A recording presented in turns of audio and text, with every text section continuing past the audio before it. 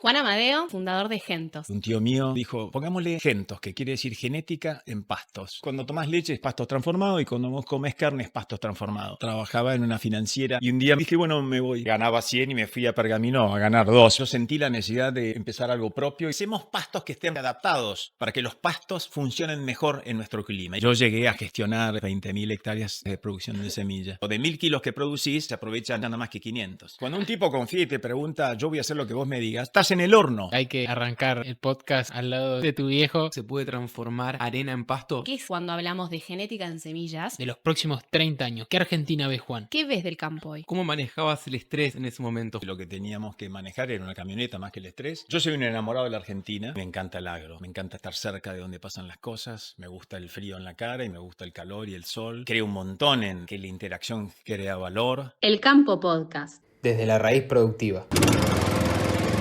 Presenta este capítulo Colomo y Magliano, el valor de una empresa con historia. Acompaña este capítulo Cocos Capital. Juan Amadeo, ingeniero en producción agropecuaria y fundador de Gentos. Bienvenido al Campo Podcast. Gracias por venir. Bueno, gracias a ustedes. Gracias a ustedes. Divertido estar acá, rodeado de tantos jóvenes. Al lado de tu hijo. Bueno, 1 de 6. No el único. No el único hijo. Hay que arrancar el podcast al lado de tu viejo. Pero muy contento de tenerte acá, viejo. Seguramente le vamos a sacar jugo, más porque te conozco. Así que le vamos a hacer como unos mates en la ruta 8 yendo a Pergamino. Vale. De hecho, la idea es que nos escuchen todos los que están en la ruta, ¿no es cierto? Bueno, escuchen del campo argentino. Esperemos, vamos a ver si sacamos el jugo y sale algo bueno y divertido. Juan, contanos un poquito de vos. ¿Cómo arrancó el vínculo con el campo? ¿Vos venís del campo? ¿Sos productor?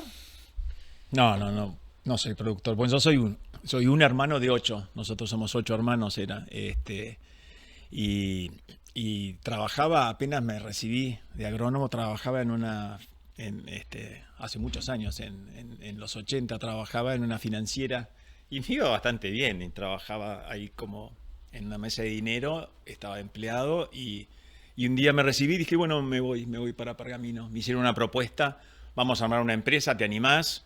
Y la verdad que estaba bien acá, pero estaba demasiado bien, estaba aburrido, no tenía desafíos y no sé, ponerle que ganaba 100 y me fui a Pergamino a ganar 2, pero me divertía el proyecto. ¿Y a Pergamino vos sos oriundo de Capital Federal? Soy oriundo de Capital Federal con algunos parientes que tenían campo en Pergamino hace muchos años, pero lo que me movió más que nada era un proyecto de armar una empresa nueva.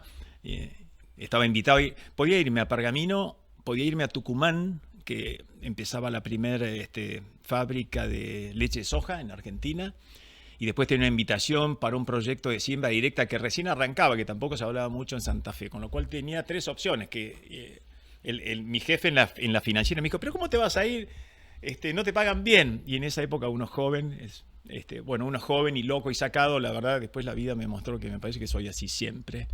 Y siempre fui atrás de lo que me parecía que había que hacer y me mandé a Pergamino. Me fui solo a Pergamino, muy entusiasmado con encarar una cosa nueva. Siendo ingeniero en producción agropecuaria, acá en la capital enorme, tenía sentido, ¿no? Que como joven ingeniero quieras irte al interior. ¿Te resonaba por ahí y ahí querías como fortalecer un vínculo con el campo? Bueno, no van en las preguntas de psicología. Me pongo en modo psicóloga. Porque en realidad no sé por qué me fui, cómo me escapé. Casi fue, en casa éramos un montón y me parecía que la vida está hecha de movimiento y en ese entonces Pergamino quedaba muchísimo más lejos que hoy. Por supuesto que no estaba la autopista, no teníamos celulares. Yo me acuerdo que mandaba reportes a mis jefes en Nueva Zelanda por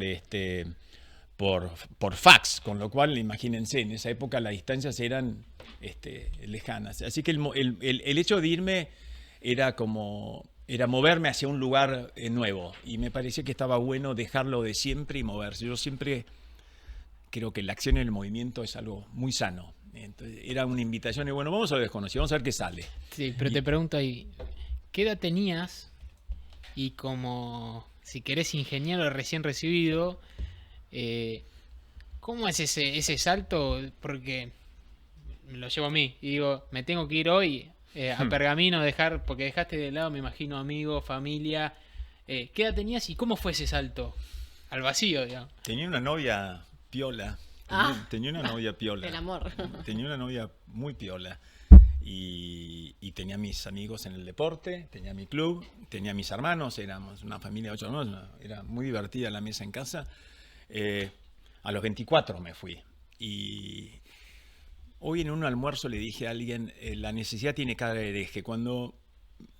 La verdad que yo sentí la necesidad de empezar algo propio, y para empezar algo propio me tenía que desprender. Esto es una cosa muy mía, yo me tenía que desprender de lo anterior. Entonces irme era una manera de desprenderme y prenderme a una cosa que fuera muy mía. Y de hecho la distancia, que la sentí, extrañé un montón a mis amigos. En el fondo lo miro y digo, fue bueno, porque creo que me ayudó a forjar carácter el hecho de emprender una cosa mía, lejana para mí. A mí me parece que eso fue lo que más me movió a moverme. ¿Y qué te encontraste cuando llegaste con tu bolsito a Pergamino? ¿A dónde fuiste a dormir? ¿Y qué te encontraste en ese Pergamino que decís que estaba mucho más lejos de lo que está hoy, ¿no? Pará, y te sumo, o sea, ¿vos te llamaron para fundar algo con alguien o fuiste como medio a ver qué hago? No, me invitaron a crear un potencial proyecto. Dijo, mira, si un par de cosas se dan, en un año y medio, capaz que podemos iniciar un proyecto de semillas. Vamos a ver, pero me invitaban a eso, y para eso queremos que vengas con anticipaciones y lo vamos rumiando. Inclusive vamos a irnos a Estados Unidos a hacer un viaje de investigación para esto era 1986, 87. Claro. Viajar a Estados Unidos era como ir casi a la luna. Y íbamos a analizar a ver si hacíamos el proyecto. Así que a mí me divirtió y me fui a un hotel bastante bueno que había en Pergamino, y creyendo que el que me pagaba el sueldo me cubría el hotel. Entonces me fui a un hotel piola, no me fui a un hotel. Y a la semana de estar en el hotel, el dueño del hotel me dice, Amadeo, ingeniero Amadeo, tiene que pagar. Entonces dije, sí, no se preocupe, que voy a hablar con mi jefe, porque yo fui contratado para un proyecto a futuro. Le dije al que era mi jefe en su momento, que se llamaba Jorge, le dije, Jorge, me dijeron en el hotel. Y me dijo, ¿y qué tiene que ver eso? No, porque el hotel lo pagan ustedes. No estaban incluidos los viáticos. No estaban incluidos. Entonces, ese mismo día me mudé de ese super hotel a un hotelcito en una esquina, mucho más austero. Así que empecé viviendo 6 meses en un hotel ahí. Y el otro día pasé por la puerta del hotel y está cerrada, una pena. No existe más el hotel. Está cerrado. Bueno, y ahí llegaste, ¿y cuánto ese proyecto al cual te llamaron? ¿Es Gentos o era otro proyecto distinto? Al final se creó Gentos, que en un viaje a Estados Unidos no sabíamos qué hacer un fin de semana. Dijimos, ¿qué vamos a hacer? Vamos a hacer algo distinto. Y un tío mío, que era el que empezó empujando primero, dijo, ¿y si hacemos genética? Pero no tenemos ni idea de hacer genética. Pongámosle Gentos, que quiere decir genética en pastos. Digo, pero si no tenemos ni idea, bueno, ya vamos a aprender. Ya vamos a aprender. Y en el año 86, 85, hablar de genética en pastos era casi ridículo. Era como, recién en esos años, muy tímidamente empezaba la siembra directa, y muy tímidamente asomaba las hojas para abajo del chanico y el sorgo Alepo, que tapaba todo Pergamino. Así era el escenario en ese entonces. Así que Gentos es la abreviatura de genética, que era como decir, mira esto, vamos a hacer genética. Y no teníamos ni idea. Yo dije, bueno, que no hagan muchas preguntas porque no sabíamos nada. ¿Y eras vos el que te llamó? ¿Y cómo empezaste a formar ahí el equipo para fundar la empresa? La primera persona que yo contraté, que trabaja conmigo hace 42 años, es decir, que esto prueba, a veces le digo frente a mis hijos que se puede sobrevivir al lado mío, porque está hace 42 años conmigo.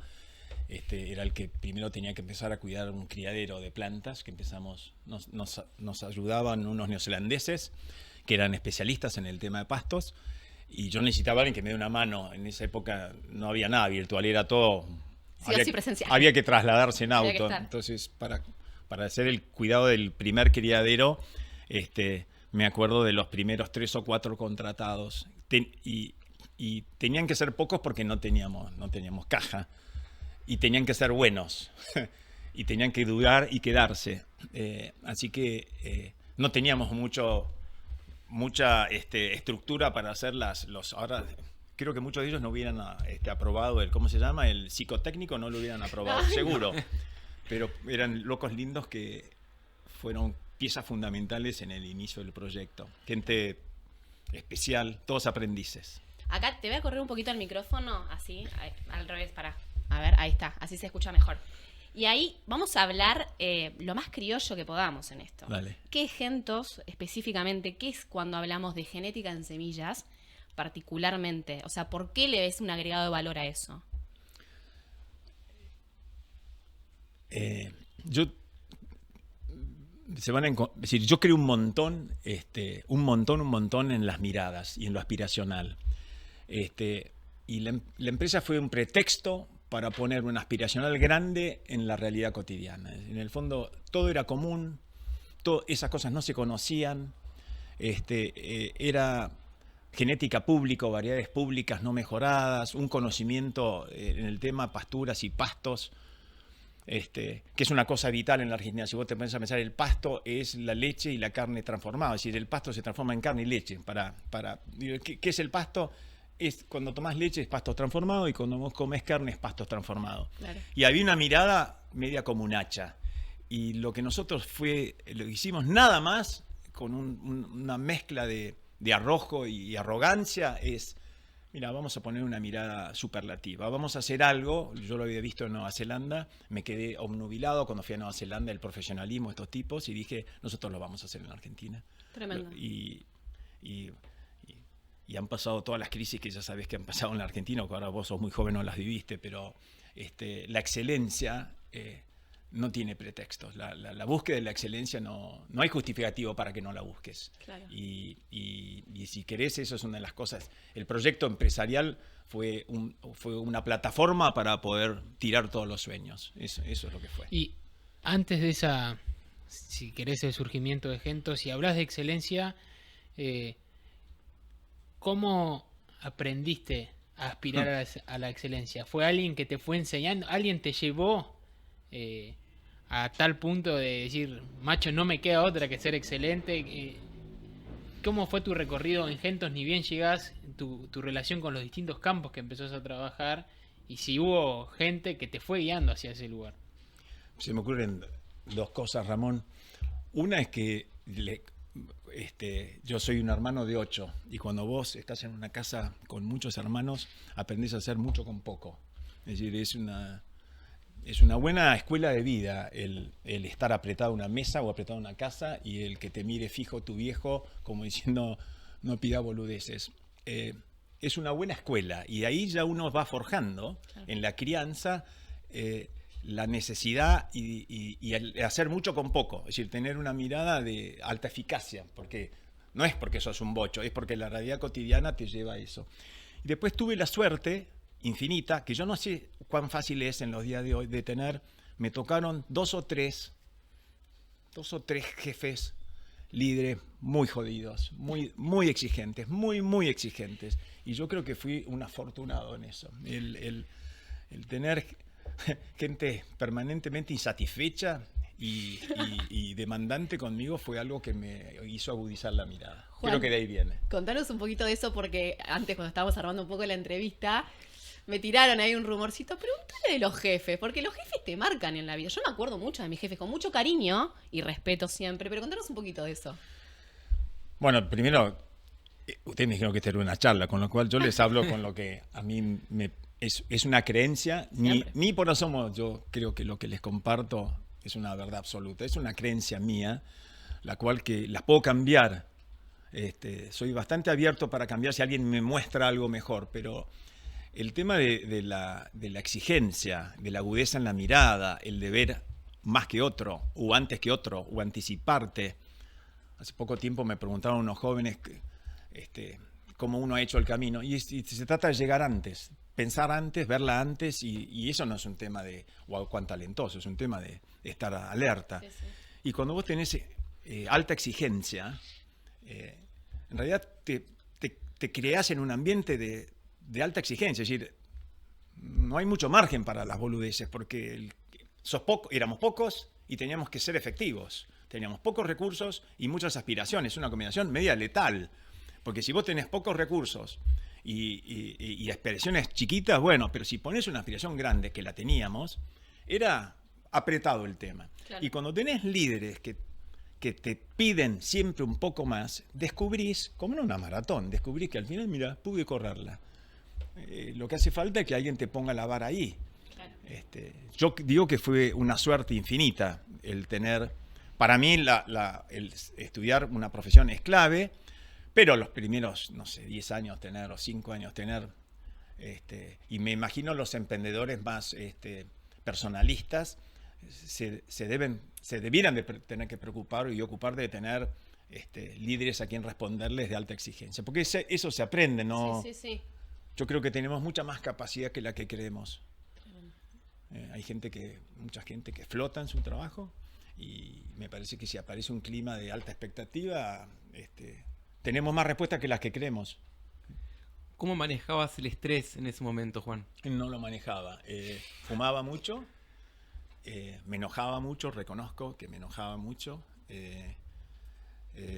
Yo toda la vida fui muy deportista, y hubo ahí 30 años de mi vida que reconozco que no se los recomiendo a otro, de donde no había nada virtual. Imagínense ustedes que si vos querías tener algo en Balcarce o en Coronel Suárez o en Nueva Zelanda o en Uruguay, no había otra que la presencialidad, así que lo que teníamos que manejar era una camioneta más que el estrés. Que no era cosa poca. Y que las camionetas no eran las de hoy, así que creo que tuve la suerte una suerte grande de al mismo tiempo que armaba un proyecto profesional, tener una familia al lado, una mujer y unos chicos que de alguna manera se la bancaban bien, y eso no es poca cosa, porque si un proyecto profesional hoy me robara alguno de los 6 hijos que tengo, me muero, con lo cual la verdad que tengo las manos llenas, y el estrés se maneja. Cuando hoy escucho a algunos que me dicen no, porque los fines de semana, durante muchos años a mí me divertía trabajar los fines de semana, me divertía muchísimo, muchísimo. Me llevaba a los chicos los domingos conmigo a la mañana, porque no me gustaba que el lunes, cuando llegábamos al criadero, el responsable del criadero creyera que yo no estaba al tanto de todo. Entonces los domingos a la mañana, antes de almorzar, yo me pasaba un rato largo caminando en el criadero con mis hijos. Así que era un programón para mí trabajar los domingos. Ahí tenemos varias historias. Los domingos en el criadero de gente nosotros jugábamos a las escondidas y a la mancha en los galpones. Por suerte mi mamá ni se enteraba, nosotros saltábamos de bolsa en bolsa. Y hay una historia que en casa repite mucho, típico los hermanos más grandes, que los domingos iban a ver la producción de semillas de trébol blanco. Ah, súper técnico. Súper técnico. Y salíamos a recorrer y el viejo iba adelante, a fondo, y nosotros los chiquitos nos íbamos cayendo atrás. Y iban a ver, y papá les decía a mis hermanos, si este trébol blanco da semilla, récenle a Dios, compramos la bicicleta. Entonces estábamos todos arriba del trébol esperando. Espectacular. Pero la verdad que sí. Y te quería preguntar eso, viejo, ¿cómo lo manejaste y cómo lo ves hoy en un nuevo perfil? Si serías un nuevo ingeniero agrónomo hoy, ¿cómo equilibra uno la pasión, hasta casi enferma por el sector, por el proyecto de uno, con una vida familiar de 6 hijos, una mujer, pergamino? ¿Cómo uno mezcla esos dos mundos y cómo lo ves hoy al nuevo ingeniero agrónomo? Te voy a dar un mate para esto. No, te diría que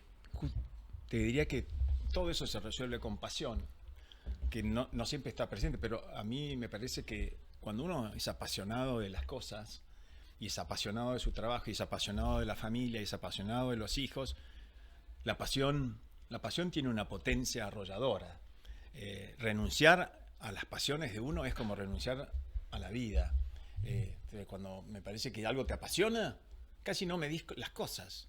Y me parece que hoy, perfectamente, cualquier persona que visualice una pasión en un proyecto profesional no tiene por qué estar reñido con su vida personal. Me parece que uno puede decir, bueno, a cada tiempo su forma. Nosotros le encontramos en los 80, en los 90, en los 2000, la forma, 40 años haciendo semillas, de hacer algo viable. Y me parece que el desafío de un joven hoy es más de trabajar en cosas que lo apasionen, y después las cosas encuentran su huella. Para mí La pasión hace que las cosas sean viables. Y no creo que haya tanta... Diría que debía haber menos antinomia entre vida personal y profesional hoy, con la virtualidad, que lo que había en la época mía. Claro, era más fácil. Claro. Más difícil, digo. Nombrás la pasión, tema recontra de actualidad, o sea, creo que está medio como de moda el propósito. ¿Qué opinás? ¿Cómo ves en un joven que hoy se recibe? Dice, hay mucha expectativa. Encontrar tu pasión. Y a veces estás en bolas. ¿Cómo ves eso vos? Sí, bueno, hay veces que hablo con tu hermano Lucas, que dice que hay que tener claro lo que uno ama. Y a veces yo digo, quizás hay que amar lo que uno hace, más que encontrar... y si uno aprende a amar lo que hace y lo hace con pasión, me parece que ahí está el camino. Yo creo que uno tiene que encontrar el pretexto de un proyecto para poner toda su potencia y toda su pasión. Y entonces ya le quita un poco de relevancia a cuán perfecto es el proyecto y le da más relevancia a cómo voy a hacer lo que tengo que hacer. Ahí voy a desvirtuar un poco la conversación, porque vamos a decir las cosas como son. Vamos a acomodar ahí un cartel que se acaba de caer. Y detrás está la Fábrica Podcast, porque son hermanos nuestros. Vamos a decir las cosas como son. Y ahí lo van a estar acomodando los chicos de producción. Yo ahí te quiero llevar, Juan, por ahí un poco más a la parte del negocio, si me permitís, ¿no? Porque cuando estábamos organizando esta conversación, estábamos hablando con los chicos de la fábrica y dicen, ¿qué es esto del pasto? ¿Cómo es esto? No entiendo. Es el pasto que crece en casa, ¿no? ¿Es eso? No, bueno, ¿qué diferencial o qué agregado de valor tiene esto en la genética en pasturas? ¿Y qué tan conocido o famoso se volvió en Argentina? ¿Todavía nos falta un camino por recorrer en genética? Sí, nos falta... Está bueno, está divertido la pregunta.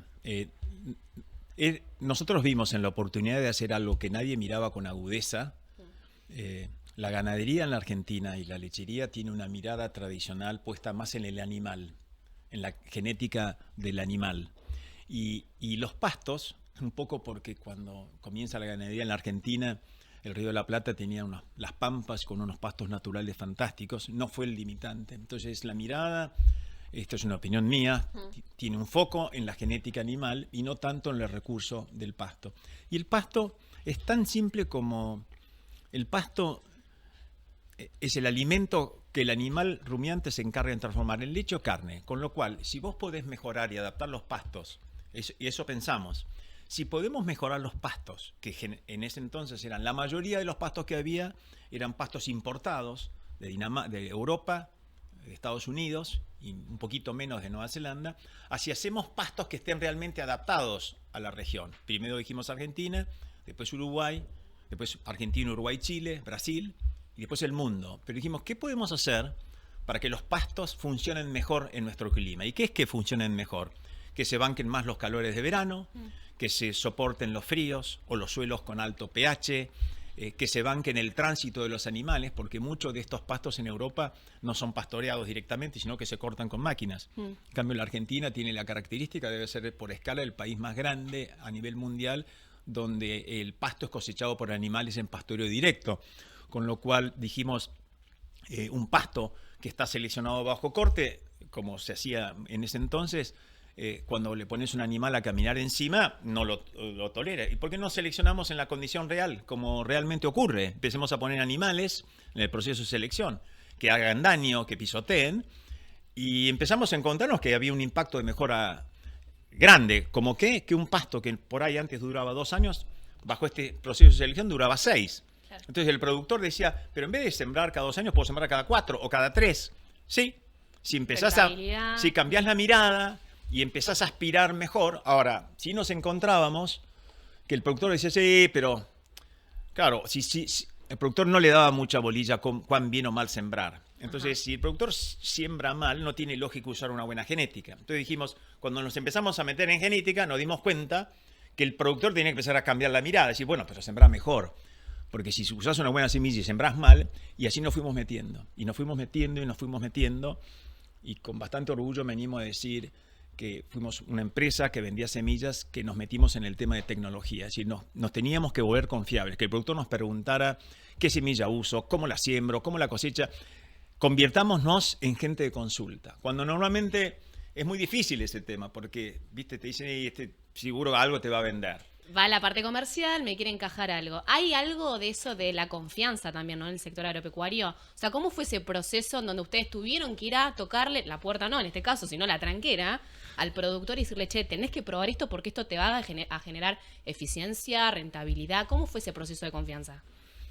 Buenísima la pregunta, me divierte, porque cuando alguien pregunta cómo hiciste lo que hiciste o cómo hicieron lo que hicieron, porque fue un equipo, no haces nada. Una vez hace muchos años nos dieron un premio a la excelencia y dije, es un premio a la confianza que nos tuvimos. Está bien, a mí me puede decir, la que te ganaste, sí, está bien, pero gente que confió. Y cuando alguien confía, en vos, es como... Yo me acuerdo cuando mi viejo confiaba en mí, era como que me ponía en penitencia, me agarraba en el rincón, no lo podía cagar, porque confiaba, Ya está, me arrinconaba. Y cuando un tipo confía y te pregunta, yo voy a hacer lo que vos me digas, estás en el horno. Claro. Y en realidad la confianza te lleva a la excelencia. Y era un desafío piola, porque todavía hoy está reñido como la parte comercial con la parte técnica. Es como, sos creíble si no vendes nada. Y yo digo, eso no es así. No es así para nada, porque vos podés ser alguien que no vende nada y no ser profesionalmente apto, y podés ser un tipo que vende algo y ser un excelente profesional que sepa cómo conducir y cómo guiar. De hecho, me acuerdo muchas veces que por ahí, cuando uno entraba a un campo y los procesos de siembra no eran los más acordes, decía, no gastes en semilla, porque si no corregís esto que es propio tuyo, este beneficio que trae una genética mejorada no lo vas a poder aprovechar. Juan, ¿y te acordás quién fue ese primer cliente y cuán difícil fue que te elijan o que los elijan? Me acuerdo de él porque todavía hoy se lo agradezco mucho. ¿Te abrió la tranquera? Sí, me abrió la tranquera y yo era muy, muy joven. Y fue Carlos Apellanis. Le mandamos un beso, Carlos. ¿Y qué semilla compró el amigo Carlos? No, Carlos había... No, peor fue. No sé si no se ha comprado. Me llamó una vez y me dijo, che, sembré en Capitán Sarmiento un pastobillo con alfalfa, y me vino el asesor CREA y me dijo que lo tengo que dar de baja porque se me llenó de capiquí, que era una maleza que en ese entonces era muy conocida y muy problemática, y porque está llena de capiquí la tenemos que matar. Y yo le dije, no la mates. O sea que el hecho de recomendarle que no la matara me hacía a mí no venderle semilla, porque yo decía, no, la tenés que dar vuelta y yo te vendo la semilla. No, dije, no gastes más. Y le di una sugerencia de cómo manejar el problema. Me jugué, era joven, me parecía que iba a salir bien. Me había pasado hace unos años eso a mí, y salió bien. Y entendí que para nada está reñido. Me parece que la confianza y ser confiable es un buen negocio.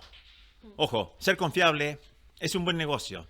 Lo que pasa es que eso te requiere estar a nivel, estar a la altura de la demanda del otro, o encima o por encima de eso. Así que te diría que eso es una cosa piola, el creer que en un proyecto comercial tengas las personas profesionalmente capacitadas para brindar más que una semilla, es un servicio. Claro. Es clave. Y además es un re desafío ser comercial, porque yo no sé si podría, honestamente.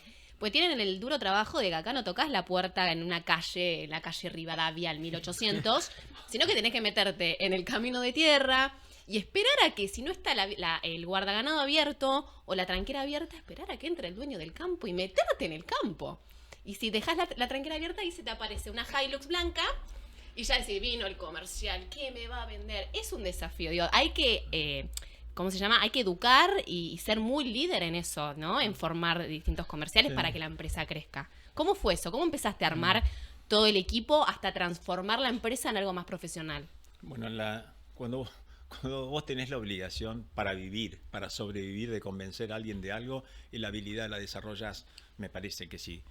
Que la necesidad te arrodilla y te obliga. Es cierto, tal cual eso que decís, que hay un preconcepto del que te recibe. Y ahí es donde a mí me parece que aparece, si vos sabés que la situación es de alta exigencia y vos tenés un ratito para estar en un campo y lográs que cuando te vas a haber hecho un comentario, una pregunta, no necesariamente una respuesta, una buena pregunta, llegás a ver algo que nadie vio o haces un comentario distinto y te animás a prepararte para eso, seguramente te van a volver a invitar. Yo te firmaría, Ivana, que te vuelven a llamar. El tema es tener la oportunidad de sembrar valor. Y si vos sembrás valor, repito, que no siempre es una respuesta. Por ahí una pregunta piola, dice, mira, si tal persona viene, la verdad que siempre me deja pensando. Y eso es, para eso, si vos te preparás y preparás el equipo, la verdad que la gente te empieza a elegir. La verdad que dice, che, podrán venir, y cuando te empiezan a invitar, estar a nivel. Ese es el desafío. La comunicación, que hoy está, no sé, que ustedes son jóvenes. Acá estamos. La comunicación y la presencialidad, que yo no sé cómo se va a reemplazar, pero el otro día escuchaba en podcast un empresario que contaba cómo había armado su empresa, ruta por ruta, calle por calle, cliente por cliente. ¿De la fábrica? De la fábrica. Vamos, chicos. Y de Manaos, el de Manaos. Sí. Muy buena la entrevista. Y yo le decía a Valentino que tomó nota de las ideas principales de algunos de ellos y decía, la calle, ¿no? La cercanía, lo presencial. Es mucho más fácil enojarse y ponerse pesado presencialmente que virtualmente, porque presencialmente vos podés rescatar la situación. Así que no sé cómo va a ser en tiempos modernos la potencia que tiene el poder convencer, el de poder discutir, el de poder disentir o estar de acuerdo y darle fuerza a un proyecto. Para mí la parte presencial es vital. Claro. Además, lo presencial te arrima a vos ves y el que ve comprende. Sí, antes que saber, ¿no? En esto de ser innovador y depositar una mirada distinta sobre los sistemas, el agro tiene muchos actores. Contame también a priori para la gente cuáles son los actores que hay en un sistema productivo. Y creo que Gentos fue innovador poniendo el foco en el que estaba en el día a día. ¿Por qué hicieron eso y qué objetivo le pusieron? Yo siempre digo que cuando fuimos a Nueva Zelanda, y me acuerdo, tuvimos 3 semanas el primer viaje y en Nueva Zelanda lo que vimos que el productor era muy protagonista. Lo que vimos, Ramón, es que en Nueva Zelanda el que está en la diaria es el que hace la diferencia. Entonces nos pareció que, y nos pareció y nos sigue pareciendo, y me sigue pareciendo personalmente, que llegar a estar con el usuario final, con el productor final, es muchas veces la clave. Es difícil porque a veces son un montón, pero el dar soluciones concretas que lleguen al productor y que el productor las pueda ver y las pueda adoptar. Eso es un tema que es un desafío grande a nivel mundial, que es la extensión. Es como un producto o un conocimiento llega a manos de un productor que lo utiliza y tiene un impacto económico concreto. Me parecía que eso era, y me sigue pareciendo, que ese es el secreto de que una tecnología, un producto o un conocimiento tiene impacto. Entonces, ¿cómo estructuramos una empresa que hasta ese entonces el negocio o el modelo de negocio estaba plantado? Vos, Ivana, preguntabas cómo era. Por un lado había una oficinita de alguien que vendía semillas y otro que compraba. Ese era el modelo de negocio. Entonces, y la transacción estaba hecha en función del precio. Entonces había una licitación que, después si tengo tiempo les voy a hacer un cuento, una licitación en Uruguay. Al mejor postor compraba la semilla. Y nosotros desafiamos ese modelo. Es decir, ¿cómo? ¿Cómo vamos a definir esto por precio y no por valor? ¿Cómo no vamos a poner un componente que lo haga más divertido, más desafiante y que saque de cada uno de los jugadores un provecho? Entonces tenés, por un lado, el productor usuario. Y en la otra punta tenés el investigador. Y en la otra punta tenés uno que multiplica semilla, que toma la tecnología, la mete dentro de una semilla y se la da al usuario. Y a veces entre el usuario y el generador de la tecnología hay una serie de agrónomos que tienen que tener la habilidad de comunicar con eficacia la forma de uso de este producto. Entonces es una cadena que vos la podés mirar. Hay alguien que compra o vende, o la podés mirar mucho más integrada. Hay un usuario que se conecta con el que investiga, como eslabones. Sí, y también está el encargado de campo, que vive en el campo, que está en el campo y que es el encargado de manejar las vacas día a día. Gentos fue tal la convicción de la importancia que creó una escuela de pastores, ¿es así como se llama? ¿Qué es esa escuela de pastores? No, me preguntabas vos, Ivana, del tema del pasto. El pasto pastoreado por los animales se transforma en carne o leche.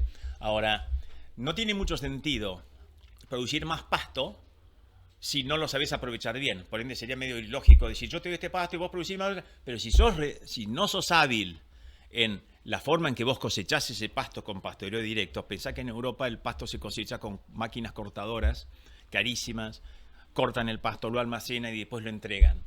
la eficacia del sistema pastoril es que ahorras costos, el animal va y se procura por pastoreo directo directamente el pastoreo. Ahora, de 100 kilos o de 1000 kilos que producís, y esta es la chance que tiene la Argentina de realmente transformarse, muchas veces se aprovechan de 1000, se aprovechan nada más que 500. Entonces, ¿cómo podemos enseñar o cómo colaborar en que el productor usuario final aproveche mejor ese pasto, es decir, coseche mejor ese pasto? Entonces lo que armamos fue una escuela de pastores que básicamente es cómo capacitamos a la gente de campo que está encargada de mover el piolín eléctrico y que el animal acceda al potrero a pastorear. ¿Cómo se hace? ¿Cuántos animales? ¿Cuánto tiempo de permanencia? ¿Con qué altura de ingreso? ¿Con qué volumen de salida? Una escuela, porque esto se nos surgió en un congreso donde un orador preguntó ¿cuántos de los que están acá? Y había como 1000 personas. Está trabajando en la cotidianidad de mover el alambre eléctrico para que los animales vayan a pastorear sus pastos. Y no levantó la mano ni uno o dos. Es decir, nadie sabía nada. Faltaba completamente, exacto. Que en el fondo es esto de que me preguntaba alguien hace un ratito, cuán importante es el usuario final y su conocimiento. Entonces, muchas veces esa figura no es la que se toma en cuenta. Para los que nos escuchan y no conocen, ¿qué es el alambrado eléctrico, la diferencia con el alambrado tradicional, Juan? Porque quizás tenemos gente que no lo sabe. No, pero está bien. Es verdad, hay que estar en los detalles. No, está bien la pregunta, está buenísimo, porque en el fondo, fíjate que la eficacia en cuán bien vos comés algo, o sea, cosechás el pasto porque el animal va y lo procura y lo pastorea, está básicamente gobernada por una cuestión de frecuencia e intensidad. Cada cuánto y con qué intensidad. Y para darle mejor control a eso, se van achicando las parcelas para que el animal coma en forma más concentrada y en forma más dirigida. Entonces, a los alambres tradicionales de potreros de 100 hectáreas de antes o 200, se subdividen internamente para poder controlar con mayor eficacia y ser más dueños de lo que ocurre en el proceso de pastoreo. Y a la medida que vos podés dirigir mejor al animal, por cómo haces el apotreramiento o cuán cerca le arrimás el agua, sos más dueño, tenés más en la sartén por el mango en cuán eficaz es el animal en cosechar tu producción de forraje. Ahí, Juan, te quiero llevar a un poco la coyuntura. O sea, de 1987 acá pasó un montón de tiempo. Quiero saber un poco cómo ves vos hoy actualmente el mercado de semillas. ¿Qué tan desarrollado está? Un poco lo habíamos hablado al principio, pero ¿se está invirtiendo en investigación y desarrollo? ¿Los privados se están invirtiendo? ¿Cómo ves el rol del INTA, del INASE en todo esto? Wow, hiciste miles de preguntas. Me fui mal. Sí, no. Bueno, estabas hablando con alguien que es un convencido de la investigación. Es decir, yo creo que la investigación es un buen negocio, no es una cuestión de ética. La ciencia y la investigación hacen el futuro de los países. Y la Argentina, que tiene un potencial inmenso de seguir creciendo. Y ni te cuento en el tema ganadero, sobre todo en lo que es la mirada de investigar los recursos forrajeros, tanto en la zona pampeana como en el NOA, el NEA y la región patagónica. Es decir, hay una chance de mejora infernal, tanto en el aspecto de producción como en el tema de consumo. Con lo cual me vas a preguntar, ¿qué veo en el INTA? Digo, bueno, en el INTA, igual que en muchas empresas, hay gente tremendamente capaz, hay proyectos de investigación tremendamente valiosos. Siempre se pueden hacer mejor, pero creo que en la Argentina, en el INTA y en el mundo, la investigación aplicada es el desafío. Es decir, la investigación puesta en impacto. Es decir, investiguemos algo que genere impacto concreto en un beneficio directo para el productor, donde haya una mejora grande. Y yo opino que no sé si ahí iba la pregunta de cómo está hoy. Mira, la tendencia en los mercados, a veces me gustaría juntarme con alguien capo de la industria automotriz, porque la tendencia es a la comoditización. Entonces el negocio se convierte en precio y volumen. Y compiten por precio. Y yo quiero que sepa que está frente a una persona encaprichada de hablar de valor. Es decir, el precio no tiene mucho que ver con el valor muchas veces. Entonces hay unas fuerzas que se tensionan, que si vos haces mejoras en genética importante, por ejemplo, si vos lograras que una especie, una gramínea o una leguminosa durara 4 años y no 2, lo que estás haciendo en el fondo es que el productor, en vez de sembrar cada 2 años, siembre cada 4. O sea, estás bajando a la mitad el costo de inversión en semilla. Bueno, ¿cuánto te animás a que esa ganancia que tiene el productor, cargarla en el valor de la venta de la semilla? Entonces, hay una fuerza que tensiona, que es la comoditización, es los precios que bajan, contra qué invierten las empresas. Entonces la empresa dice, bueno, el que invierte, no sé, es el INTA. Y yo creo que las empresas privadas tienen un rol protagónico en la inversión en tecnología y ciencia. Y después tienen la obligación de generar la captura de valor de esa inversión, porque no es que uno gana comercialmente captura lo que invirtió en genética, claro, o en conocimiento. Y eso hay que pedirlo en el valor de la semilla. ¿Hoy crees que el productor está pagando por esa tecnología? Porque acá me meto en una discusión bastante fuerte con el tema de las regalías también en semillas. Bueno, yo opino que nosotros que lo hacemos a veces tenemos que contarlo mejor, porque es muy gracioso cuando contratás a un joven en una empresa, viene el joven, ahora ya yo no entrevisto más porque ahora hay un departamento del psicotécnico, pero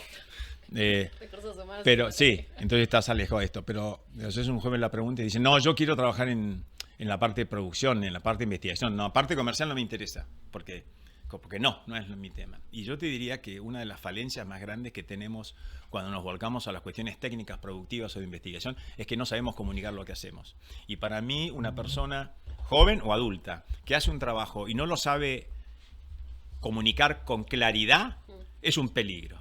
Casi es una persona no habilitada para su rol, porque si vos no podés comunicar con claridad el valor de lo que estás haciendo, estás fallando en la venta. Y nadie puede convencer a un productor cuando eso ni ocurre una venta interna. Entonces, la potencia que tiene que haber en comunicar con claridad el porqué de lo que haces es vital para esta lucha de investigación y precio. ¿Viste? Es como, ¿qué sentido tiene la investigación o el plus genético? Cuando vos mirás lo que ha ocurrido en maíz, en soja, incluido en trigo, y lo comparás, yo lamentablemente soy testigo porque la evolución de los últimos 40 años yo la vi, es tremendo. Y la que puede haber en el sector de pastos es tremenda. Yo te diría que hay muchas... Lo que pasa, que poca gente sabe esto. Mirá, cuando vos mejorás pastos, es distinto que cuando vos mejorás maíz, trigo y soja. Y lo que yo te voy a decir te va a resonar bien fácil. Cuando vos mejorás trigo, maíz o soja, lo que haces es aumentar la cantidad de grano. O sea que mejorás en rendimiento algo que al productor le interesa. Claro.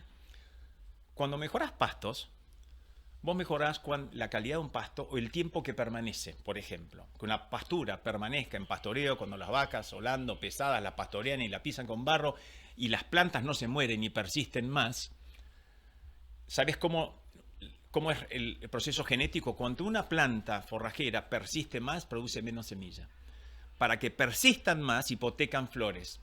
Entonces, multiplicar semillas de plantas que persisten tienen menor rendimiento, por ende esas semillas son más caras para nosotros. Claro.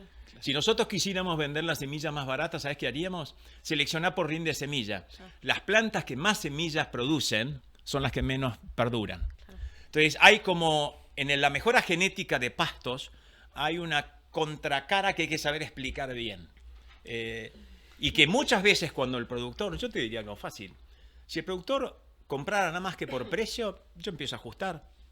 Hago menos genética, hago menos desarrollo, contrato profesionales menos aptos y me dedico a multiplicar y vender. Y no pongo know-how en la cadena. Sí, pero es un peligro. Bueno, lo que pasa es que por ahí no se descubre. Cuando vos mirás las licitaciones, muchas veces se busca precio. Es decir, no, pero yo quiero este servicio, quiero esta calidad, quiero esta duración. Hay un tema aspiracional. Juan, ¿y es cierto que se puede transformar arena en pasto? Digo, para lugares que productivamente hoy son muy arenosos y no permiten entrada de hacienda, con semillas buenas y con genética, ¿se puede transformar en pasto? Sí, yo te diría, bueno, médanos. Yo te diría, se puede transformar ambientes que hoy son desérticos o son muy bajos productivos, se pueden transformar con dos cuestiones, con genética en semillas y con manejo. Perfectamente. Y se puede transformar, no solamente, vería algo más, se pueden transformar ambientes desérticos, pero se pueden transformar ambientes que hoy son muy buenos a convertirlos en excelentes. No está tan lejos esto. Es decir, con el solo hecho que la Argentina produzca un 40% más de forraje y consuma un 40% más, nos vamos a cansar de exportar carne. ¿Y cuán lejos estamos de nuestro gran vecino Brasil en producción de semillas? Bueno, yo te diría que, bueno, a Brasil lo gobierna mucho más las megatérmicas en lo que es sus regiones más para subtropicales. En lo que es el sur de Brasil todavía tienen mucho por crecer. Yo lo que diría es que lo que Brasil ha tenido es un esquema a nivel país muy potente de generar exportaciones de carne, hoy es el líder mundial en exportación de carne y tiene un sistema muy, muy afilado en lo que ha sido la mejora de genética animal y potencia de producción forraje en megatérmicas. Te diría que la Argentina, yo confío un montón que la Argentina tiene un paso, y lo vamos a ver casi muy, muy pronto, tiene un potencial de transformar su ganadería a través de transformar su base de producción de forraje. Es decir, la Argentina tiene una capacidad de producir forraje en clima templado como pocos lugares en el mundo. Yo aprovecho a preguntarte, te escucho hablar y constantemente como que yo como profesional me desafías.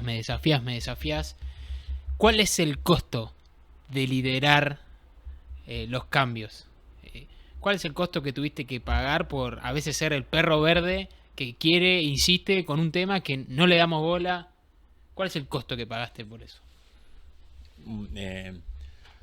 Lo primero que te voy a decir es que el beneficio más grande que tuve es que pudimos armar un proyecto de empresa fantástico que fue reconocido en la Argentina y en el mundo, con lo cual el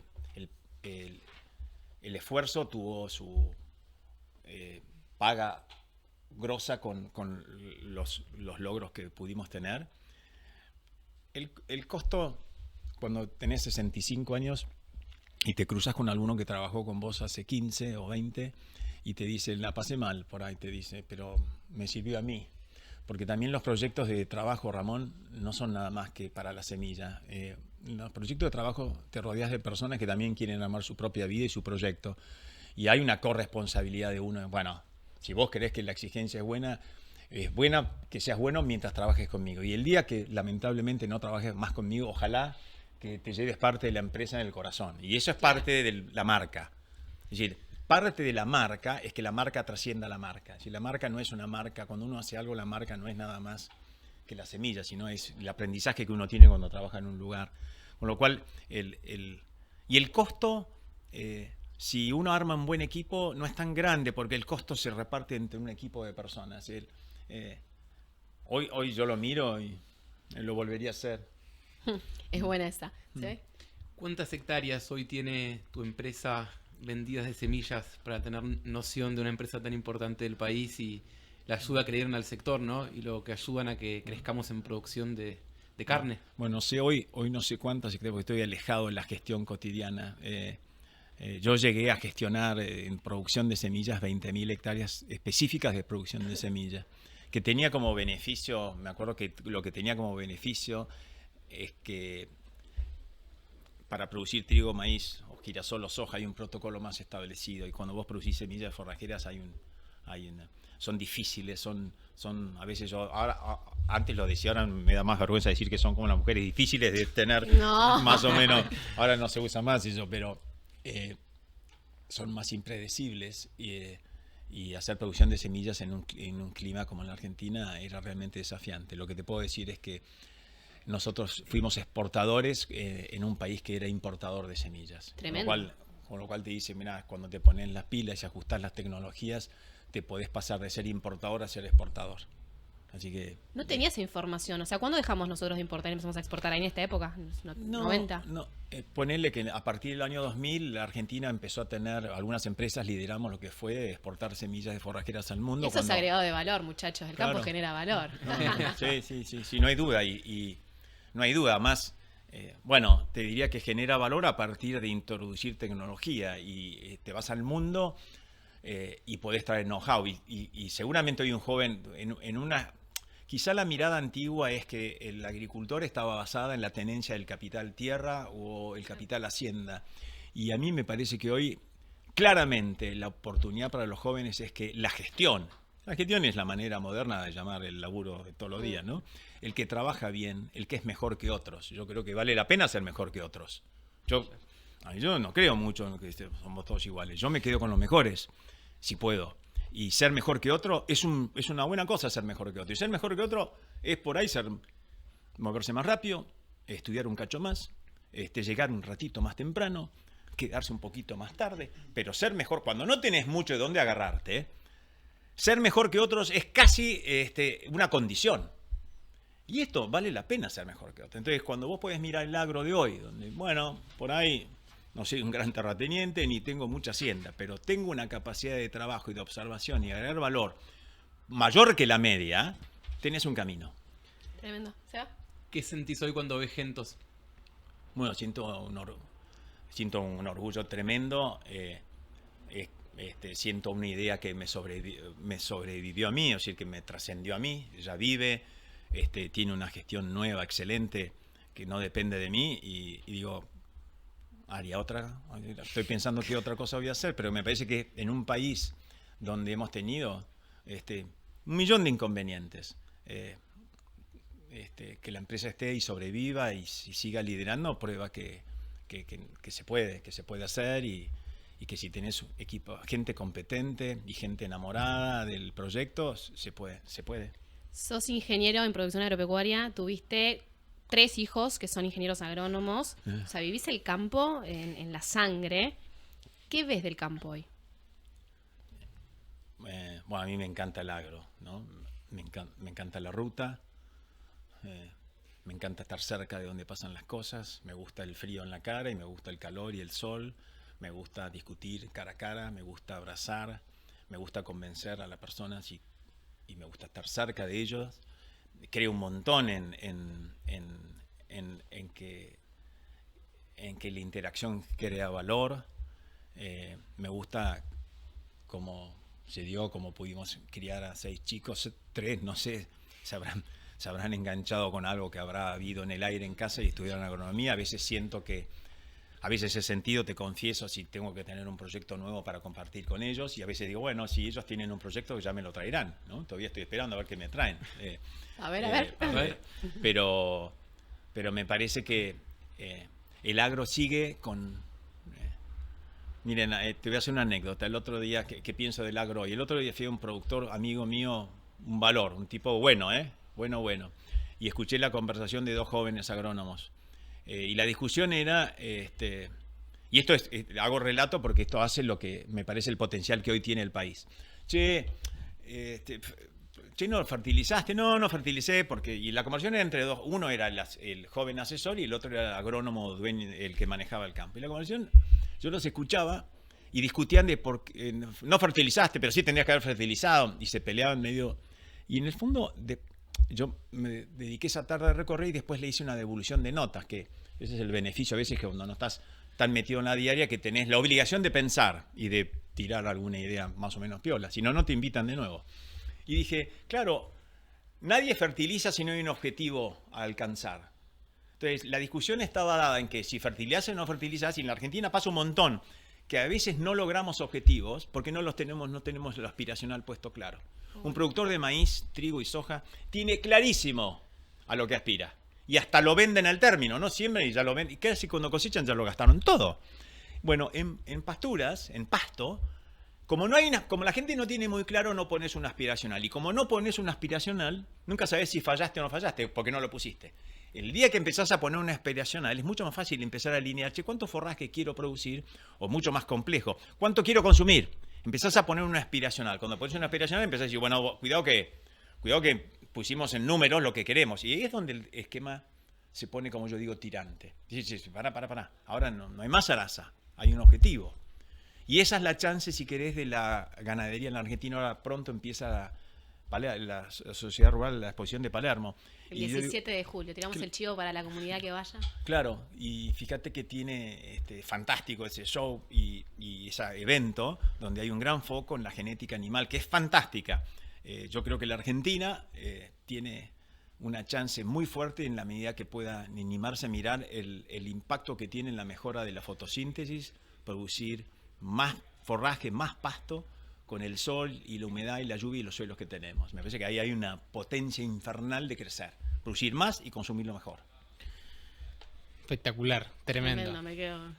Nos quedamos pensando, y yo antes de cerrar me gustaría preguntarte, ¿qué ve Juan cuando ve la Argentina de los próximos 30 años? ¿Qué Argentina ve Juan? ¿Ya no somos más el semillero del mundo? ¿El granero del mundo? ¿A qué vamos? Yo soy un enamorado de la Argentina.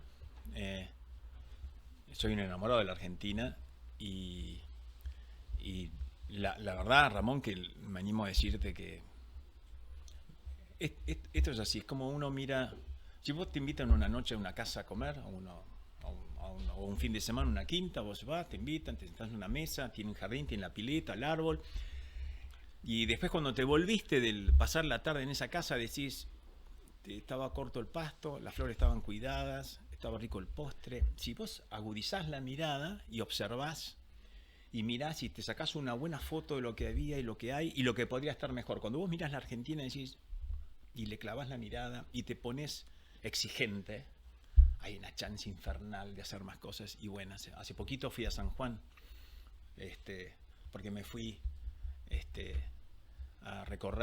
a correr una maratón a La Rioja y bajé manejando el auto y quería ver el impacto de los nuevos proyectos de riego en San Juan y Mendoza.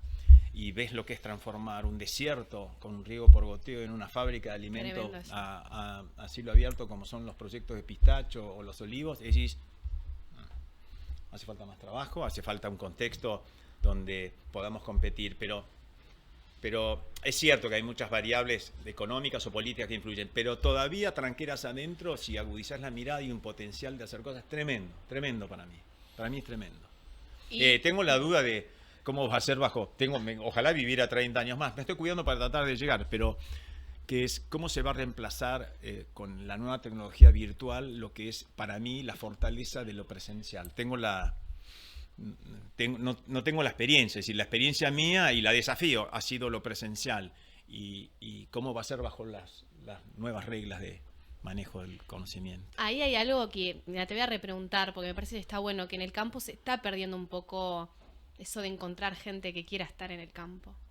Yo creo que ahí está también el desafío, ¿no? Lo que es vivir en el campo. Sí,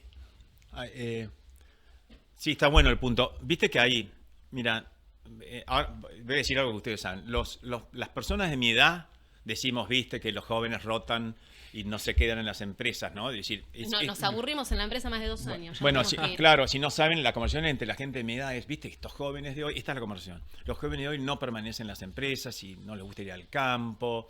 Y entonces, sin darnos cuenta, empezamos a armar empresas asumiendo que los jóvenes no se quedan en el campo, no les gusta, y ya es una realidad. Entonces, a veces pensamos en los equipos como rotativos. Y yo creo que ese concepto hay que animarse a desafiarlo. Es decir, eso le pasa a la mayoría. Ok, a algunos que hagan las cosas distintos quizás les puede ir distinto. Entonces, habrá que ver para algunos oficios o para algunos proyectos nuevos cuánta cercanía hace falta.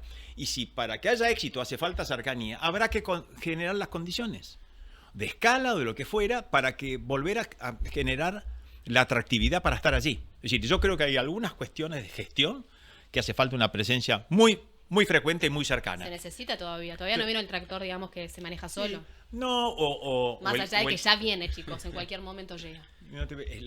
Mira, es así, vos podés decir. Ya vamos a traer acá alguna maquinaria. Me pongo a pensar quién piensa cuando vos recorres un campo una tarde entera y si hacer reporte de la recorrida.